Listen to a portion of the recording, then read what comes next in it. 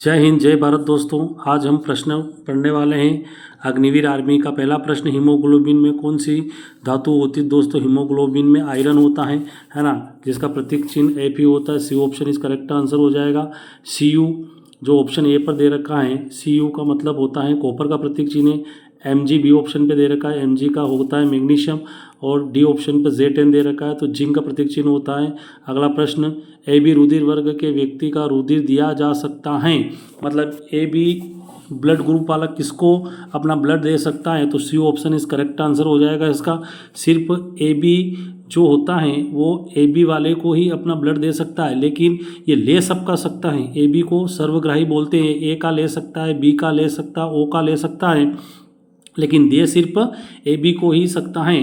तो आपका right answer हो जाएगा 22 का सी ऑप्शन इस करेक्ट आंसर हो जाएगा। ठीक है, याद रहेगा ना, इसको सर्वग्राही रक्तदाता रक्त बोलते हैं, और डी जो ऑप्शन है वो उसको सर्वदाता बोलते हैं।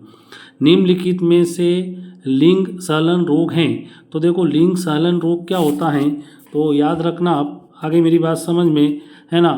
जो वर्णाधनता है ना, सी ऑप्शन इस करेक्ट आंसर हो जाएगा। संलग्न रोग होता है जिसको वर्णांता बोलते हैं। क्या बोलते हैं? वर्णांता। और वर्णांता रोग जो है हमारे शरीर के अंतर्गत आंखों को प्रभावित करता है। सी ऑप्शन इस करेक्ट आंसर हो जाएगा आपका। ठीक है, ए ऑप्शन पर क्षय रोग दे रखा जिसको टीबी बोल सकते हो, ट्यूबरक्लोसिस बोल सकते हो। अगला बी ऑप्शन पर दे रखा धनुजांगता।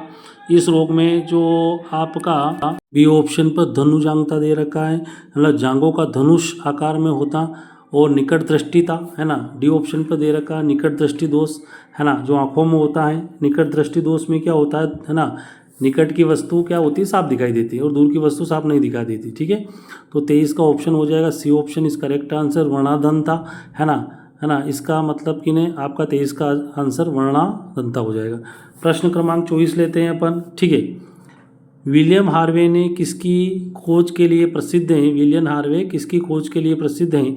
तो देखो विलियम हार्वे ने किसकी खोज करी थी, तो ध्यान रखना है, रक्त परिसंचरण तंत्र की खोज विलियम हार्वे ने करी थी 17वीं शताब्दी में। सी ऑप्शन इस करेक्ट आंसर हो जाएगा। श्वसन तंत्र की खोज किसने करी थी? तो एंटिनो लॉरेंट ने करी थी। श्वसन तंत्र की खोज एंटिनो लॉरेंट ने करी थी। और रक्त स्पंदन की खोज भी विलियम हार्वे ने करी थी। और पाचन तंत्र की खोज किसने करी थी? तो विलियम ब्यूमोंट ने करी थी। ठीक है, तो चारों ऑप्शन मैंने बता दिए। तो 24 का जो राइट आंसर हो जाएगा आपका सी ऑप्शन इस करेक्ट आंसर हो जाएगा। चारों ऑप्शन मैंने आपको बता दिए हैं, तो आपका जो 24 का आंसर हो जाएगा है ना। विलियम हार्वे ने किसकी खोज करी थी? तो ध्यान रखना, रक्त परिसंचरण तंत्र की खोज विलियम हार्वे ने करी थी। और बी ऑप्शन पर रक्त स्पंदन भी दे रखा है, वो भी विलियम हार्वे। कौन सा अंग रोगाणुओं का विनाश करता है, तो शरीर का पुलिस रक्षक कहलाता है? वेरी वेरी इंपॉर्टेंट प्रश्न है दोस्तों। तो इसका राइट आंसर हो जाएगा ऑप्शन ए टांसिल है ना। टांसिल हमारे शरीर में मुंह एवं गले में प्रवेश करने वाले कीटाणुओं, बैक्टीरिया और वायरस के खिलाफ जो है प्रतिरक्षा प्रणाली की एक पहल करते हैं। आगे मेरी बात समझ में, जो टांसिल होते हैं, आगे मेरी बात समझ में, हमारे जो जीभ होती है ना, जीभ के अंदर थोड़े और अंदर होते हैं, गले के यहाँ पर होते हैं, कभी आपने देखा हो टॉन्सिल। ठीक है, तो टॉन्सिल जो होता है ये क्या करते हैं कि हमारे जो हानिकारक बैक्टीरिया हैं और जो वायरस है उनसे लड़ते हैं है ना, और हमारे शरीर में प्रवेश करने से जो क्या है ना, उसको दूर रखते हैं। प्रश्न क्रमांक अगला, मनुष्य में मादा स्पष्ट युग्मक संगठक होता है? तो मनुष्य में जो है मादा युग्मक संगठन होता है, आपको मालूम है ये कि जो मादा युग्मक होता है, तो राइट आंसर हो जाएगा आपका B+X। तो ये ऑप्शन इस करेक्ट आंसर हो जाएगा आपका। ठीक है, और बाकी आपको मालूम है ये है ना कि जो मादा युग्मक होता है मनुष्य में जो है ना, 23 जोड़े गुणसूत्र पाए जाते हैं। कितने जोड़ी पाए जाते हैं भैया? 23 जोड़ी गुणसूत्र पाए जाते हैं, और जिसको हम बोलते हैं 46 गुणसूत्र मानव में पाए जाते हैं। तो आपका मनुष्य में मादा स्पष्ट युग्मज का संगठक होगा, वो राइट आंसर जो आपका हो जाएगा A option is correct answer 22+X है ना। तो राइट आंसर आपका ए हो जाएगा। प्रश्न क्रमांक 26 का। प्रश्न क्रमांक 27 को देते हैं, पिता ए रुधिर वर्ग और माता बी वर्ग की हो तो उनकी संतानों में कौन सा रुधिर वर्ग संबंधित हैं? मतलब पिता का जो ब्लड ग्रुप है ए है और माता का ब्लड ग्रुप बी है, तो जो उसकी संतान होगी उसका ब्लड ग्रुप कौन सा होगा, ब्लड ग्रुप ए होगा कि ब्लड ग्रुप बी होगा कि ब्लड ग्रुप केवल ए बी होगा, या ब्लड ग्रुप ए हो सकता है, बी हो सकता है, ओ हो सकता है, ए बी हो सकता है, चारों में से कोई सा ब्लड ग्रुप हो सकता है। तो दोस्तों है ना 27 का जो राइट आंसर हो जाएगा वो D option is correct answer हो जाएगा। ठीक है, क्योंकि अगर माता ए ब्लड है और पिता में बी है तो उसकी संतान में कोई सा भी ब्लड ग्रुप हो सकता है, ए भी हो सकता है, बी भी हो सकता है, ओ भी हो सकता है, ए बी भी हो सकता है ना। तो 27वें क्वेश्चन का जो राइट आंसर हो जाएगा आपका D option is correct answer हो जाएगा, है ना, कि जो संतान उत्पन्न होगी उसमें ए ब्लड ग्रुप भी हो सकता है, बी भी हो सकता है, ओ भी हो सकता है, ए बी, चारों ब्लड ग्रुप हो सकते हैं। Very very important. अगला प्रश्न लेते हैं अपन।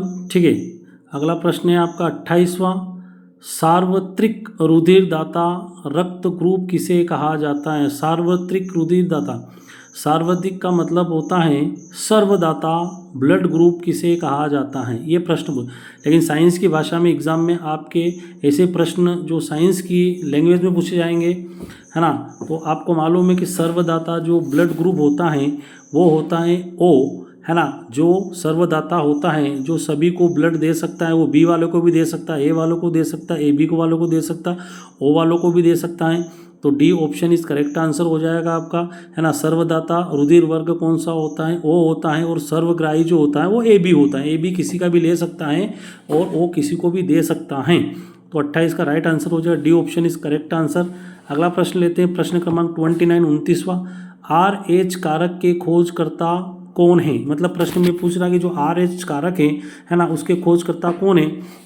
तो देखो आर एच जो कारक होता है ना, उसके जो खोजकर्ता हैं उनका नाम है लैंडस्टीनर एवं Wiener. D option is correct answer हो जाएगा। लैंडस्टीनर और बीनर नामक के वैज्ञानिकों ने, है ना, आर एच कारक की खोज करी थी। अब आर एच कारक होता क्या है दोस्तों, तो जो आर एच कारक होता है ये जो हमारे शरीर के अंदर लाल रक्त कोशिकाएं होती हैं उनके सतह पर पाया जाने वाला एक प्रोटीन होता है। क्या होता है भैया, याद रहेगा आपको अच्छी तरह से।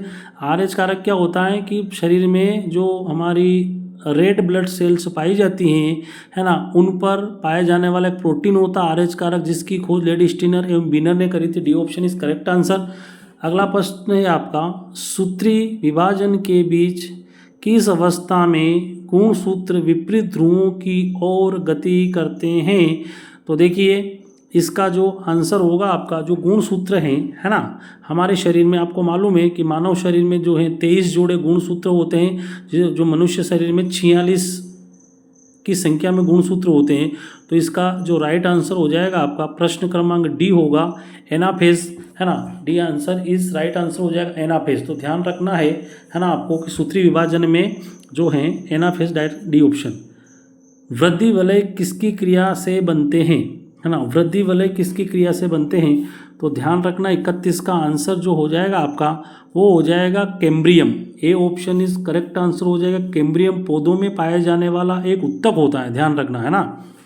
जाइलम भी एक उत्तक होता है पौधों में पाए जाने वाला, जल का परिवहन करता है। फ्लोएम भी एक उत्तक होता है, आगे मेरी बात समझ में, जो पौधों में पाए जाते। तो तीनों जो हैं एक उत्तक होते हैं, कैम्ब्रियम हो गया, जाइलम हो गया, फ्लोएम हो गया, है ना। तो ये पौधों के वृद्धि में सहायक होते हैं, है ना। तो वृद्धि वलय किसी क्रिया से बनते हैं, तो वृद्धि वलय कैम्बियम नामक जो पौधों में पाया जाने वाला उत्तक होता है उससे बनता है। तो ये ऑप्शन इज करेक्ट आंसर हो जाएगा। अगला प्रश्न है आपका, है ना, प्रश्न क्रमांक 32, अनिषेक फल जिसमें होता है। तो देखो अनिषेक फल जो होता है, आगे मेरी बात समझ में, है ना। अनिषेक फल किसको बोलते हैं, बिना परागकण और निषेचन के बना होता है।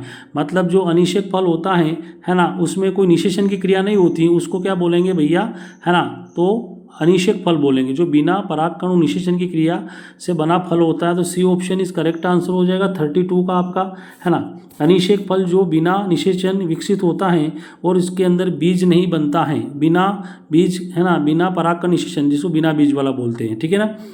अगला प्रश्न देखते हैं अपन। तो इसका right answer C option is correct answer आपका, है ना। अनिषेक फल किसको बोलेंगे, बिना परागकण और बिना निषेचन। मतलब इसमें कोई प्रजनन की क्रिया नहीं होती, मतलब ये डायरेक्ट उत्पन्न होता है ना, तो इसमें बीज होते हैं, आगे मेरे, तो बिना बीज के बनता है। किसके बनता है, इसके अंदर कोई बीज नहीं होता है, ठीक है। तो 32 का आंसर क्या हो जाएगा, C option is correct answer. बहुत इंपॉर्टेंट प्रश्न है, ध्यान रखना है। प्रश्न क्रमांक 33 लेते हैं अपन, है ना। तो देखिए 33 में प्रश्न बोल रहा है ना, परागकण क्या होता है। तो ध्यान रखना परागकण क्या होता है, तो नर युग्मोत्भेदी ये परागकण होता है। और बी ऑप्शन पे दे रखा है मादा युग्मोत्भेदी। तो बी ऑप्शन पे मादा युग्मोत्भेदी मतलब जो निषेचन की प्रक्रिया होती है ना, मादा युग्मोत्भेदी में क्या होती है, निषेचन की प्रक्रिया होती है और ये मादा जन्नांग होता है। नर बीजाणु विधि में क्या होता है भैया, नर बीजाणु विधि में, ठीक है, तो पौधों के नर का प्रजनन अंग होता है ना, उसका हिस्सा होता है। और डी ऑप्शन पे देख क्या दे रखा है, मादा बीजाणु विधि, है ना, पौधों में नर प्रजनन का एक अंग होता है। समझ में आ रही ना। तो मादा बीजाणु मतलब मादा का नर जनन पर मादा बीजाणु विधि, है ना, तो मादा हो गया। आगे मेरी बात समझ में, तो आपका राइट आंसर ए ऑप्शन हो जाएगा। परागकण क्या है, तो नर युग्मोत्भेदी। अगला प्रश्न है आप प्रश्न क्रमांक अगला 34वां लेते हैं, ठीक है। आवृतबीजी पादपों में भ्रूण कोश प्राय होता है। तो आवृतबीजी पादपों में भ्रूण कोश जो होता है ना, C option is correct answer हो जाएगा त्रिगुणिक। मतलब कि इन्हें जो आवृतबीजी पादप मतलब आवृतबीजी जो पौधे होते हैं, है ना, उनमें त्रिगुणित मतलब कि इन्हें 3 गुण वाले जो हैं, है ना, पादप जो हैं आवृतबीजी पाए जाते हैं, है ना। जैसे कि ए ऑप्शन पे दे रखा अगुणिक कोशिका में गुणसूत्रों की संख्या 1 होती है ना। और बी ऑप्शन पे दे रखा द्विगुणित मतलब इसमें 2 गुण होते हैं, है ना। तो इसका राइट आंसर हो जाएगा 34 का सी ऑप्शन त्रिगुणित। तो आवृतबीजी पादपों में भ्रूण कोश प्राय होता है त्रिगुणिक होता है ना, 3 गुण पाए जाते हैं।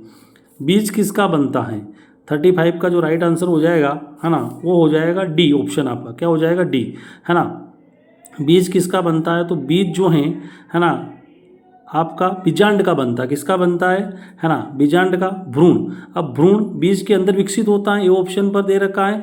और भ्रूण कोश, है ना, भ्रूण कोश क्या होता है दोस्तों, है ना, तो एक ऐसा ऊतक जो बीज के अंदर भ्रूण को विकसित करने के लिए पोषण प्रदान करता है, तो भ्रूण कोश बोलते हैं। बाकी अंडाशय बीजाणु को सुरक्षित रखता है। और इसका जो आपका आंसर हो जाएगा बीजांड हो जाएगा। 35 का आंसर डी ऑप्शन बीजांड। अगला प्रश्न लेते हैं, प्रश्न क्रमांक 36वां। एक ही पादप में एक पुष्प परागकणों को दूसरे पुष्प के वृत्तिकार पर, है ना, वृत्तिकार पर जाना कहलाता है। तो ध्यान रखना है, इसका जो आंसर हो जाएगा आपका प्रश्न क्रमांक 36 का, है ना, इसका आंसर हो जाएगा ऑप्शन सी, है ना, गिटेनोगेमी। आगे मेरी बात समझ में, गिटेनोगेमी क्या होता है ना। तो देखो गिटेनोगेमी का अर्थ होता है कि जो पादप होते हैं, जो पौधे होते हैं, है ना, तो गिटेनोगेमी उनमें एक प्रकार का परागकण होता है। क्या होता है, गिटेनोगेमी, है ना। तो 36 का जो आंसर होगा आपका वो हो जाएगा गिटेनोगेमी। गिटेनोगेमी क्या होता है, तो गिटेनोगेमी एक प्रकार का परागकण होता है। क्या होता है, ठीक है। तो 36 का जो आपका आंसर हो जाएगा वो हो जाएगा गिटेनोगेमी, है ना। आगे मेरी बात समझ में, तो याद रहेगा आपको option C is correct answer हो जाएगा आपका गिटेनोगेमी, है ना। तो ऑप्शन 4 में से आपका राइट आंसर हो जाएगा गिटेनोगेमी। गिटेनोगेमी क्या होता है, तो पादपों में पाए जाने वाला एक प्रकार का क्या होगा भैया, तो ये एक तरह का जो है परागकण होता है। तो C option is correct answer हो जाएगा 36 का गिटेनोगेमी। अगला प्रश्न देखते हैं, कौन सा फल नट हैं। तो देखो ध्यान रखना, सुपारी भी इसमें नट है, काजू भी नट है, अखरोट भी नट है। ये तीनों फल जो है नट में आते हैं। किस में आते हैं, सुपारी, काजू, अखरोट। आगे मेरी बात समझ में, लेकिन मूंगफली नट में नहीं आती है। तो मूंगफली एक फलीदार सब्जी है ना, फलीदार एक तरह से बोलते हो कि आप फलीदार पौधा है। क्या है भैया, है ना। तो जो आपका कौन सा फल है ना, प्रश्न मिस्टेक है, ये काजू गलत आंसर हो जाएगा। तो आपका आंसर हो जाएगा अखरोट, सुपारी, काजू सभी नट है। और जो मूंगफली वो फलीदार पौधा होता है। नारियल का कौन सा भाग होता है जिसको हम खाते हैं। तो देखो जो नारियल होता है उसका जो हम भाग कौन सा खाते हैं, तो देखो नारियल के अंदर हम भ्रूण कोश खाते हैं। क्या खाते हैं भैया, तो याद रहेगा आपको नारियल का खाने योग्य भाग कौन सा होता है, तो भ्रूण कोश होता है। और नारियल को श्रीफल बोलते हैं। क्या बोलते हैं भैया, ध्यान रखना, नारियल को क्या बोला जाता है, श्रीफल बोला जाता है। और भारत में सबसे ज़्यादा नारियल की जो खेती होती है वो कहाँ पर होती है, तो नारियल की भारत में सबसे ज़्यादा खेती जो दक्षिण जो भी राज्य हैं, है ना, आपका तमिलनाडु है, केरल हो गया, कर्नाटक हो गया, है ना, आंध्र प्रदेश, तेलंगाना, इन राज्यों में होती हैं। ठीक है ना, तो याद रहेगा।